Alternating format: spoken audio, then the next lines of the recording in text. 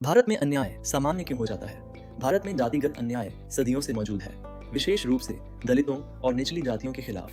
समय के साथ यह अन्याय समाज के ढांचे में इतना रच बस गया है कि इसे अब कई बार सामान्य मान लिया जाता है। यह कोई स्वाभाविक प्रक्रिया नहीं है, बल्कि यह सोची समझी सामाजिक, राजनीतिक और सांस्कृतिक रणनीति का हिस्सा है, जहां उच्च जातियां अपनी सत्ता बनाए रखने के लिए दलितों और पिछड़े वर्गों को सदियों से दबाती आ रही हैं। इसका कारण सिर्फ ऐतिहासिक पृष्ठभूमि ही नहीं, बल्कि सामाजिक संरचना, राजनीतिक प्रतिनिधित्व में असंतुलन और मीडिया की प्राथमिकताएं भी हैं। जब एक अन्याय लगातार नजरअंदाज किया जाता है, तो समाज धीरे धीरे उसे एक सामान्य स्थिति के रूप में स्वीकार करने लगता है। यही प्रक्रिया भारत में जातिगत भेदभाव के साथ भी हुई है।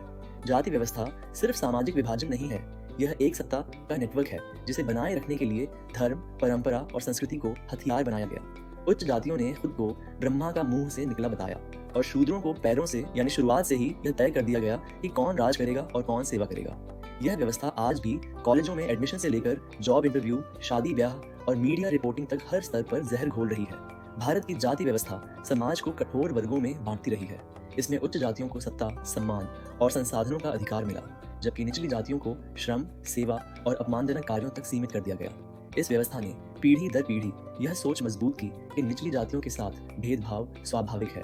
जब अन्याय को धर्म, परंपरा और संस्कृति का जामा पहनाया गया, तब उसने एक नॉर्मल रूप ले लिया। भारतीय मीडिया और सार्वजनिक विमर्श में एक स्पष्ट पूर्वाग्रह देखने को मिलता है, जहां उच्च जातियों के मुद्दों को ज्यादा जगह मिलती है, क्योंकि सत्ता, पूंजी और प्रभाव के केंद्रों पर अक्सर उच्च जातियां ही होती हैं। इसलिए उनके मुद्दे तेजी से सुने और दिखाए जाते हैं। इसके विपरीत दलितों और पिछड़ी जातियों की समस्याएं, जैसे मैनुअल स्कैवेंजिंग, जाति आधारित हिंसा या सामाजिक बहिष्कार, कम रिपोर्ट होती हैं या कुछ समय के बाद भुला दी जाती हैं। उदाहरण, मैनुअल स्कैवेंजिंग आज भी भारत में जारी है, जिसमें दलितों को सीवर और शौचालय साफ करने पर मजबूर किया जाता है। यह न केवल अमानवीय है, बल्कि संविधान और कानून दोनों का उल्लंघन भी है।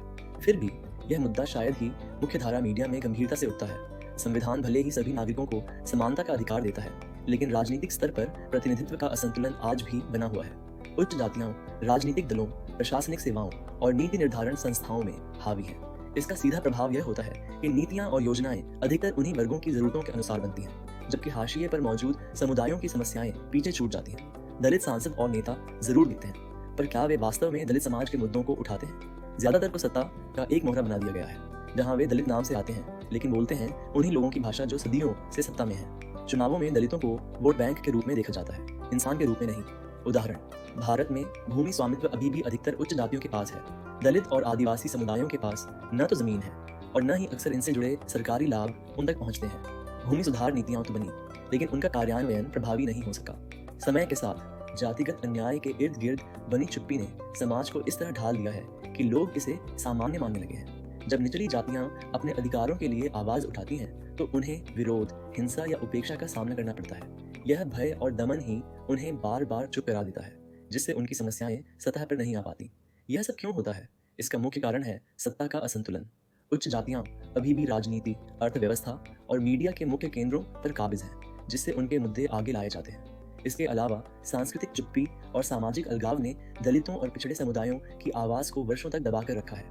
मीडिया और समाज उन मुद्दों पर ज्यादा ध्यान देते हैं जो दिखने में बड़े लगते हैं या बहुसंख्यकों को प्रभावित करते हैं, जिससे वंचित समुदाय पीछे रह जाते हैं। हाथरस केस 2020, एक चेहरा, हजारों कहानियां। हाथरस की दलित बेटी के साथ बलात्कार, उसकी रीढ़ तोड़ना और फिर पुलिस द्वारा रातों रात उसका शव जलाना। ये एक घटना नहीं, यह सिस्टम की क्रूरता का आईना था। न सिर्फ बलात्कारी उच्च जाति से थे, बल्कि राज्य की पूरी मशीनरी, पुलिस, प्रशासन, यहाँ तक कि कुछ मीडिया संस्थान, सब ने इस घटना को न्याय से दूर रखा। ये दिखाता है कि अगर पीड़िता दलित हो तो इंसाफ की राह और लंबी और अंधेरी हो जाती है। जब समाज में शक्ति, संसाधन और मीडिया पर कुछ खास वर्गों का नियंत्रण होता है, तो अन्याय को चुनौती देने वाली आवाजें कमजोर हो जाती हैं। भारत में जातिगत असमानता का सामान्य होना कोई अचानक नहीं हुआ। यह सदियों की परंपरा, चुप्पी और पक्षपात का परिणाम है। इस चक्र को तोड़ना तभी संभव है जब हम इन मुद्दों को स्वीकारें, अपनी सोच और संरचना दोनों में बदलाव लाएं और एक वास्तविक सामाजिक न्याय की दिशा में काम करें। भारत को न्याय संगत और समान बनाना है, तो हमें न केवल जाति व्यवस्था को तोड़ना होगा, बल्कि उसे सामान्य मानने की मानसिकता को भी पूरी तरह से नकारना होगा।